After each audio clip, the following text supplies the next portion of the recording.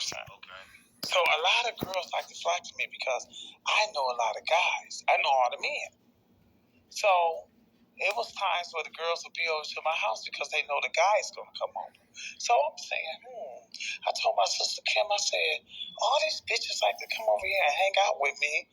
We're going to start doing something different. She's like what? I said, we're going to fucking make these bitches sell pussy.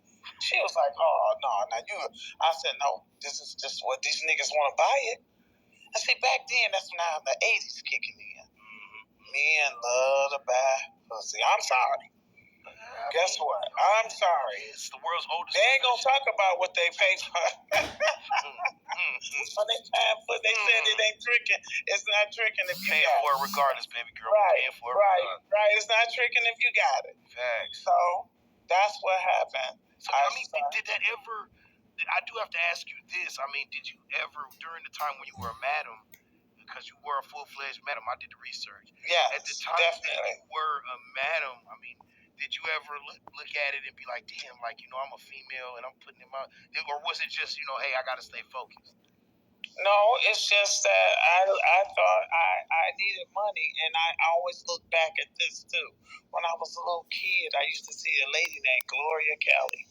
And I used to walk down the street to go to the store, and she got her big afro, her tall thigh boots, and her little mini skirt on, and her bags, and all her fancy cars. And I said, oh, shit, I want to be just like Gloria Kelly. And I used to always tell her that. She'd be like, no, you don't want to be like me. I was like, why not? So when I started growing up, she started telling me why I didn't want to be like her. I said, I want to be just like you. So I knew then, when I got in that house and these girls like to fly for me, I knew then I was going to be a madam. And I set the tone, how my heart was in it, my mind was in it, my soul was in it, and I became it. Now, I gotta ask you this, Big Fitty, now. Did you ever have to smack one of your bitches? No doubt. I'm not glorifying it, but I mean, that's the lifestyle. You can't glorify it, but shit, I'd tear the bitch up. On some real shit. No, I ain't gonna be none of that, bitch. Now, okay, on the flip side of that, now, did you ever have to run down on the John that mistreated one of your girls? Well, yeah, I mean, it's been plenty of times. This is crazy. I remember one time, this guy had called and he had wanted one of the ladies in the house. I'm not going to say her name, poor thing. She's still around. But she's doing good. She's working and everything now. She's doing really good for herself. But she was young and wanted to hang out with us. And, once she had kids and she wanted to make her way. So we let her stay there. So we called this guy and said he wanted to, take her out. We usually just have our house in our house, So we like, well, we think it's okay that she go with him. I looked up one day. She had left and went with him. So that morning, I heard some commotion outside. They were in the van. The guys took and threw the bitch out on the grass. I'm like, well, damn, what the fuck did you do? Did you rob the niggas? What happened? She was like, nah. It was like two guys, and I did what I was supposed to do, and they didn't want to pay me. And they threw, and I said, that's why they threw you out here on the grass. It was so embarrassing. Well, I'm going to tell you this. I was there for 10 years, and the neighbors clapped when I left, okay? They all came outside and clapped when I was back. Yeah. Okay, because when he did that, then I had to show my hand, like, you can't do this, dog. You know what I'm saying? I sent this bitch to you, so what I look like. So, I got my brothers and them and my boys and them, and we had to go and holler at him, I totally get it. I mean, look, the business is the business. It's a business. And you're going to give me the money that you didn't get a bitch. You're going to give up that money. And then some. You feel me? Yeah, that's just how it was back then. You know what I'm saying? Everybody got no time to play Were there legal issues back then, or did the police kind of turn a blind eye to it, or were you able to kind of move how you wanted to back then? No, not really, because the neighbors were on to what was going on in that house. Okay, because not only that began, the crack life came about. So the crack life came in them eras. So everybody, That's when I say, shit, but fuck, we're gonna sell pussy and crack out of here. Right. So, and you know, you got these black clubs. You know, you got these black clubs, and I never forget they had the black club leader was walking down my street, and she had these papers in her hand, and I said, "Can I see this? Can I get one?" She said, "No." I said, "Well, damn, everybody getting one of these papers on the block in the neighborhood but us." And my sister Kim said, "Well, what you gonna do?" I went up and snatched the motherfucking paper, and it had my address on it. 213 AO, and I never forget that address. She said it had on there suspected crack house and hoe house. So I said, "Well, bitch," I told her, "just like this hoe house for sure. Hoe house for sure now, you know." So after that, I didn't give a fuck about no black club leaders, the man next door. You know, he had white wife, and you know, he didn't want all the traffic that we had coming in, and he didn't like it. You know, I guess he had children and his little white little wife, and he didn't want her to see, you know, whatever. But it was what it, you know. Me and him stayed into it. I'll let you know that we didn't do guns on each other. Me and this man, okay. But you're still not going to get me to go. So guess what? You will move, motherfucker, before I will. Right. Because I'm not going anywhere. That's real shit. So, you know. You only do it big. Fitty, yeah. I want to know, okay, the nickname, okay? Mm-hmm. When did you go from Del Rhonda Hood to Big 50? That's what I want to know, that junction point right there. Well, my friend that's in the movie, Skinny Scarelli, rest in peace.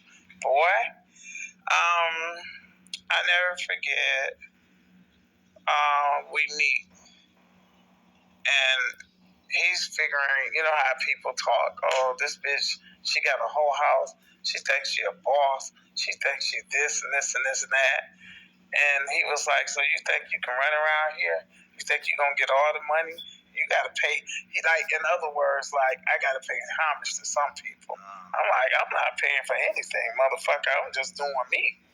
You know? So he took me to another level. And he said, he looked at me and said, what's those size? I said, what size? He was like, damn, your breast. And I was like, motherfucker, is you crazy? I ain't telling you what size bra I wear.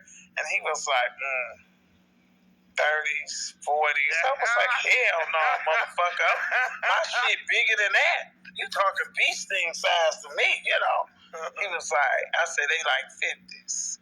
He was like, and I'm going to call you Big 50. So that's how I got the name, Big 50. He named me Big 50. And we became cool, you know, my boy, like my brother, my everything. And he took me to that next level. When I'm watching your story and I'm watching the movie and I'm watching the people that really drew you at that time, and they say no matter what, when you saw Big 50, you saw them guns. I remember twins was always sitting up. going to court one time.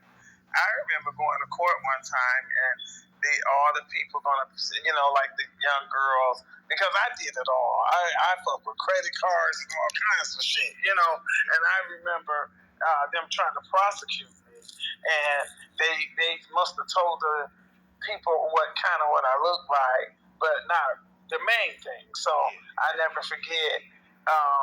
My lawyer asked the young lady when they was doing the cross-examination, asked the young lady, like, what's the first thing you see on her when she comes to the, you know, when she walks in anywhere? You know, if you say she came in your store and she did this and she did that, she stole so much stuff with a credit card, what would be the first thing you see on her? She says, her height. Her height. I'm not even tall. So what he did a little demonstration. He said, Miss Hood, come into the courtroom. I walked in, and he asked the judge, what was the first thing you would see on Miss Hood? The judge said her breast. And that's how I won the case.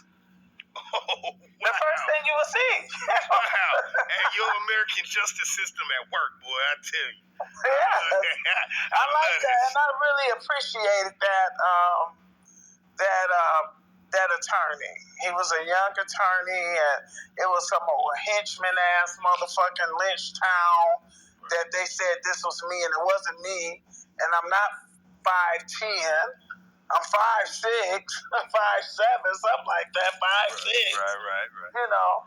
And the first thing you would see coming is breasts. And then back then I was small, so I was small, heavy chested. So that's the first thing you would see.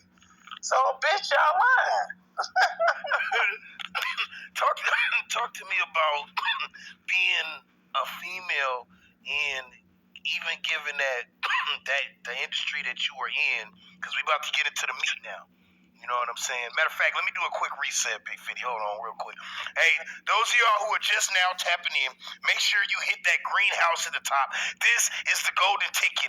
Everybody on stage, you know that we with it. You feel me? We up in the spot with an exclusive interview with the Detroit Queen Trap Queen herself, Big 50. Let me tell you something, man. This one right here, this is a real one. So y'all keep it locked. Make sure you follow all the mods on stage. Follow everybody on stage. Call your mama, your sister, your brother, your auntie, and her cousin, man. Get them all up in here. Ping up. Share the room at least twice for me because we're talking to a legend. Now, this your boy, the Promo King 5 Stacks. Let's get back to it. So now, we get into the meat of the sandwich. Okay, so now it's like, all right, look, you moved the girls, you was moving the bags for a little bit, but that was the beginnings. How did it grow? It grew with my boy that named me 50. He the one said it's time to level up. Fuck the little crack selling here and there. Fuck the little credit card hustle. You can still mad him because that's good money, but I'm going to take you to another level. And he did. He took me to another level. That's when I got into dealing weight. You know, first it started with keys. Okay. And keys on top of keys and on top of keys. And then it started with heroin. And the heroin thing came in is me being hard-headed. I want to know, what are you doing? How do you do this? 50, you got to mask up. I'm like, shit, I don't need no fucking mask. Like, just show me how to do this shit. He was like, I'm telling you, you're going to get sick. I'm hard-headed. See, you have to show me. I have to experience it for myself. Right. And I got sick. I threw up. I ran to the toilet, everything else. You know, just hard-headed. So I had to live and learn on that part. And then it was just level up from there. Then I started meeting other people. He ended up going to prison. So, you know, when he went to prison, I kept it down. You know what I'm saying? I started moving with, you know, different boys. So the thing of it is all the boys trusted me. Yeah. You know, sometimes men don't trust. They'd rather deal with a woman than another man in that game. Explain that. And the reason why I say that is because they think women is very emotional. We caring. We got children. So the first thing a man will say to a woman, bitch, my money ain't coming right, this and that. We'll fuck you and your kids up. So, you know, we mindful when you say you're going to fuck with our kids. So we never want to do anything wrong. We want to do everything right in the game because we do have kids. And maybe you might do something to my kids, you know?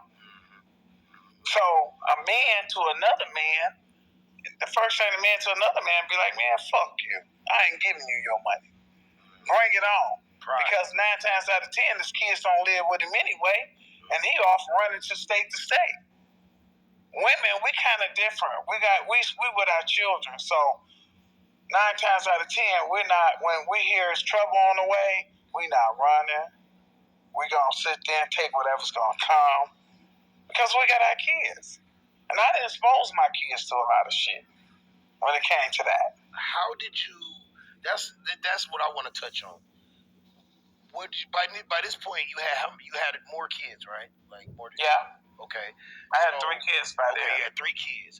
Okay, so talk to me about the separation. How did you keep it separated? You know what I'm saying? Well, my kids were new now. First of all, I had a private bus service picking up my children for school. Okay. Okay. Although they didn't want that, they wanted to get on the DOT, they wanted to get on the yellow bus and be normal. Well, I knew they couldn't be normal because I don't know what's going to happen in the game. You know, I'm learning this game every day. You can't trust no motherfucking body. So guess what? My kids, the young lady, picked my child up and bring my child to school. And if anything, Geraldine would call me if she thought anything looked funny, suspicious, or the kids say they want to do this, they're going to be late after school. She called and tell me all that. I mean, step by step. So I had private bus service taking my kids to school. I never did anything in front.